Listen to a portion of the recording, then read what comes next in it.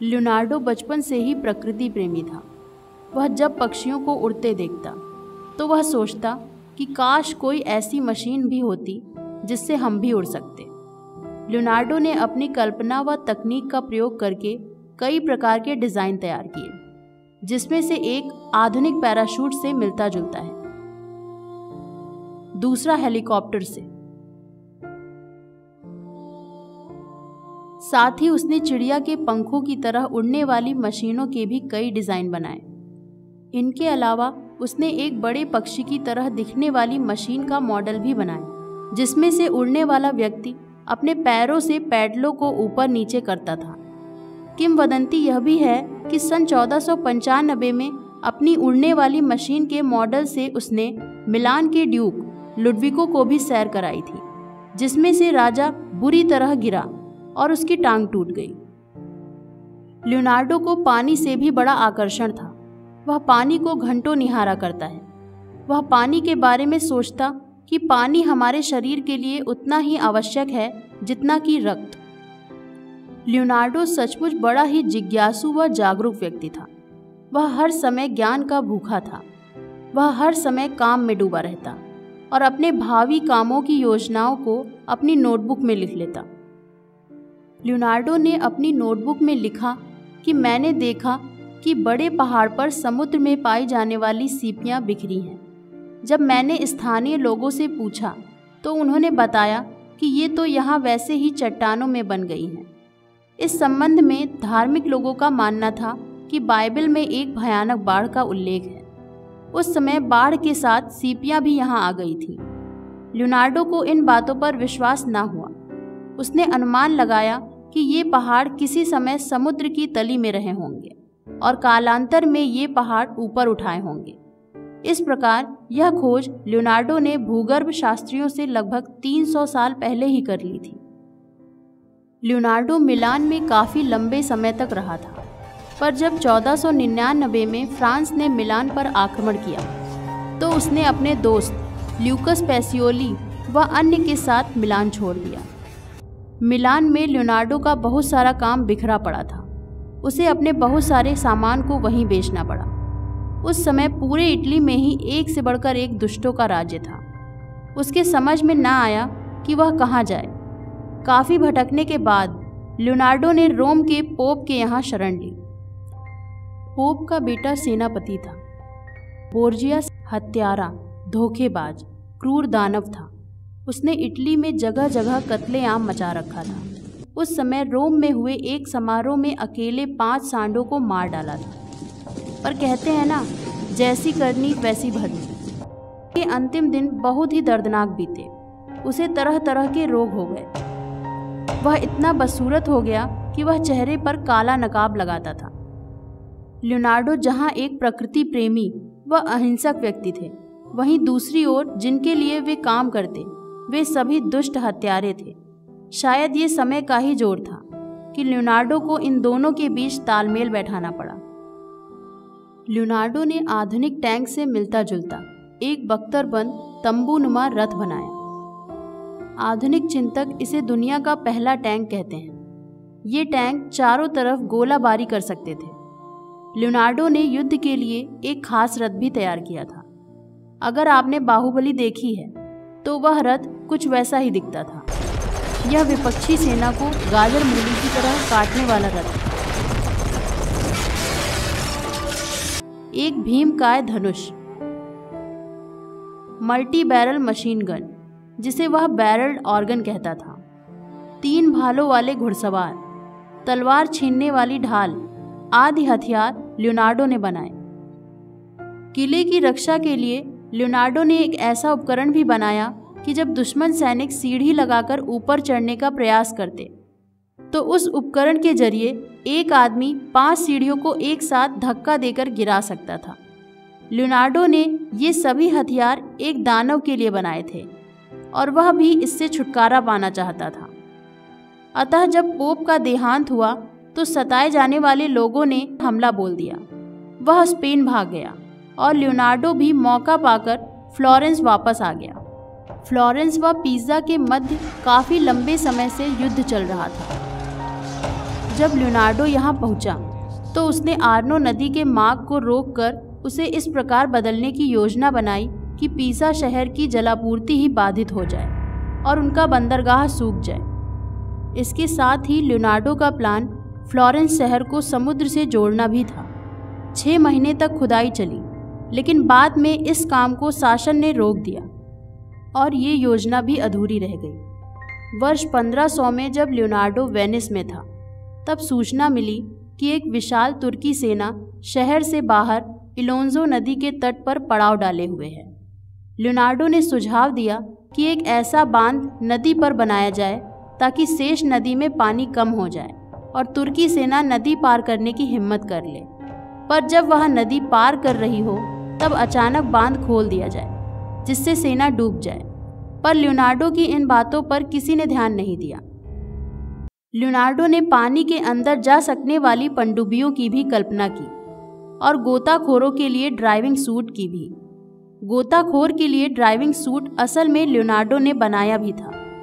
Leonardo ने गोताखोरों के लिए पोशाक इसलिए तैयार की थी ताकि जल मार्ग से आने वाली शत्रु सेना के जहाज़ों में छेद कर उन्हें डुबोया जा सके। इसलिए उन्होंने एक ड्रिल मशीन भी तैयार की थी। लेकिन दुर्भाग्यवश लियोनार्डो के ज़्यादातर डिज़ाइन कागज़ों पर ही रह गए। लियोनार्डो को जब समय मिलता तो वह सैद्धांतिक विषयों पर भी चिंतन करता था। वह देखता कि जब युद्ध में तोप का गोला फटता तो चमक पहले दिखाई देती और आवाज़ बाद में। लियोनार्डो ने निष्कर्ष निकाला कि प्रकाश की गति ज़्यादा है और ध्वनि की कम। एक बार जब बोर्जिया को यह चिंता हुई कि उसकी संपदा कहाँ कहाँ है, तो उसने इसका आकलन करने का काम लियोनार्डो को सौंपा। लियोनार्डो ने लगभग मध्य इटली का अच्छा खासा नक्शा बना डाला। इसी दौर में लियोनार्डो की मुलाकात मैकियावेली से भी हुई। मैकियावेली की तुलना यूरोपीय चाणक्य से करते हैं, जो कि बिल्कुल ही गलत है और इस पर हम कभी आगे विस्तार से भी बात करेंगे। मैकियावेली बड़ा ही दुष्ट व षड्यंत्रकारी व्यक्ति था। उसने एक पुस्तक लिखी है, द प्रिंस, और वह पुस्तक उस दुष्ट के जीवन पर ही आधारित थी। दुनिया भर के ठगों, गुंडों ने इस पुस्तक को पढ़ा।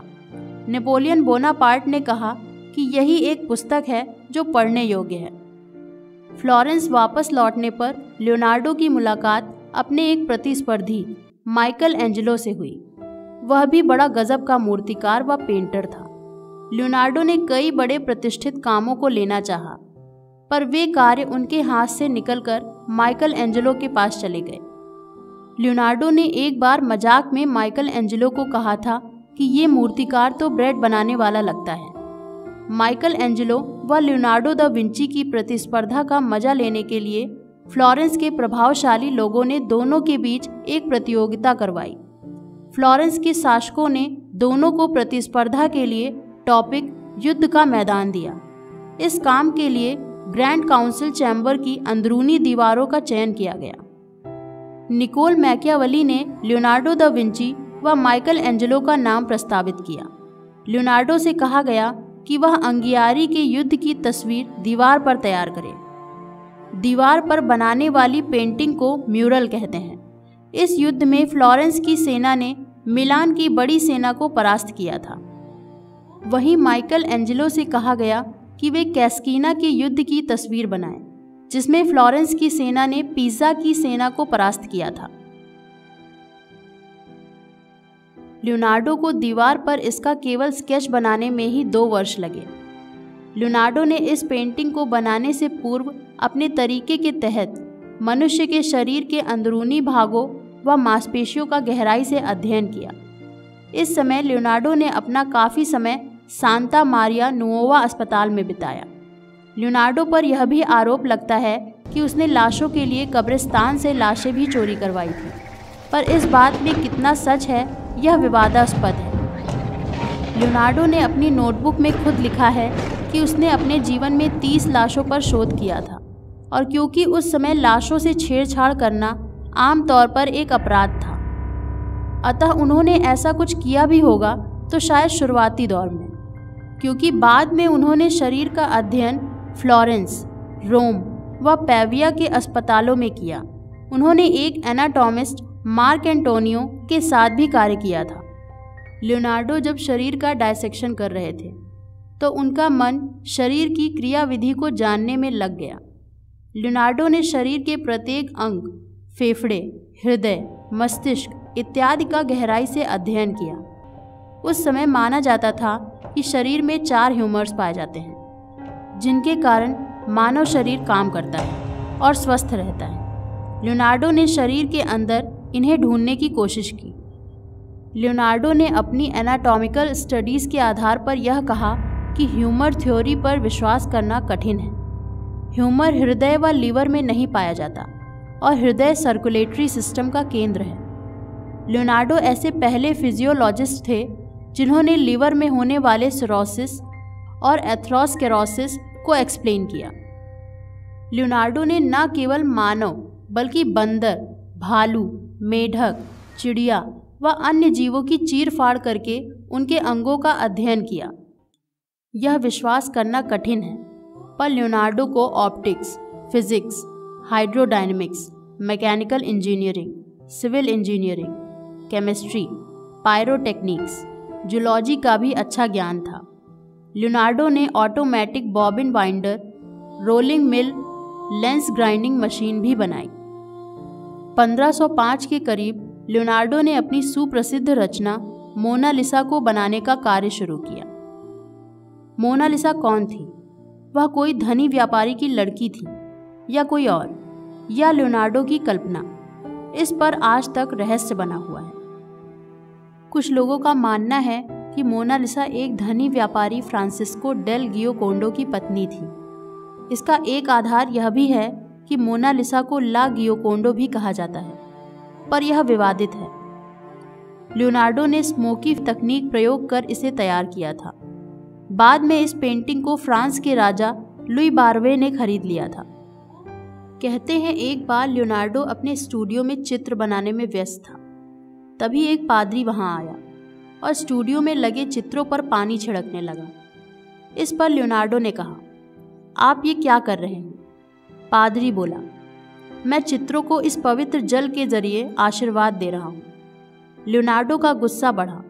उसने कहा, इन चित्रों को आपके आशीर्वाद की कोई ज़रूरत नहीं है। खिसियाता हुआ पादरी घर से बाहर सीढ़ियों से नीचे उतरने लगा। तभी लियोनार्डो ने उस पर एक बाल्टी पानी उड़ेल दिया और कहा, आगे से ज़बरदस्ती वहाँ कभी मत जाना जहाँ पर आपकी आवश्यकता ना हो।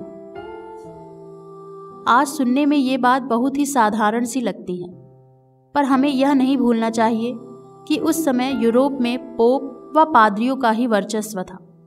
वर्ष 1512 में लियोनार्डो ने 60 वर्ष की अवस्था पार कर ली थी।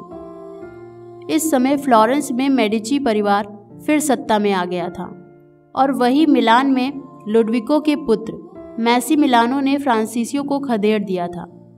लियोनार्डो ने फ्लोरेंस की ओर रुख किया। कुछ ही दिन बीते थे कि मेडिची परिवार का एक सदस्य 1513 में पोप नियुक्त हुआ।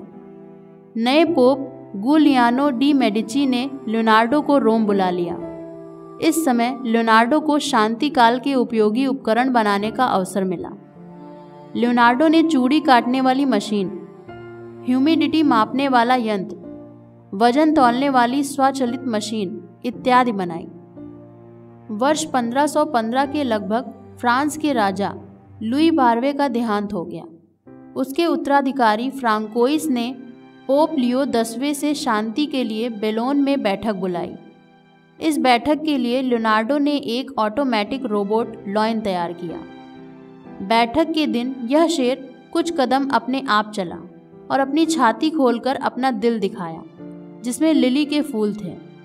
यह बात उस समय के लिए तो अद्भुत थी ही, पर यह सोचना कि उस समय लियोनार्डो ने इसे कैसे बनाया होगा, आज भी अचंभित करने वाला है।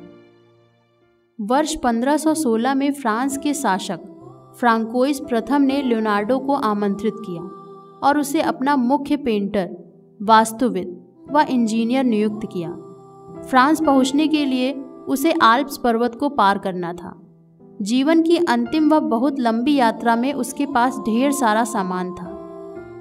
वह अपनी तमाम पेंटिंग्स व सामान खच्चरों पर लाद कर फ्रांस की ओर निकल पड़ा था। आल्प्स की चोटियों पर उसने विशाल गिद्धों को मंडराते देखा। रास्तों पर उसने पेड़ों पर लटके विशाल सर्प व अजगर देखे। वनों में उसे झुंड के झुंड भेड़िए दिखे।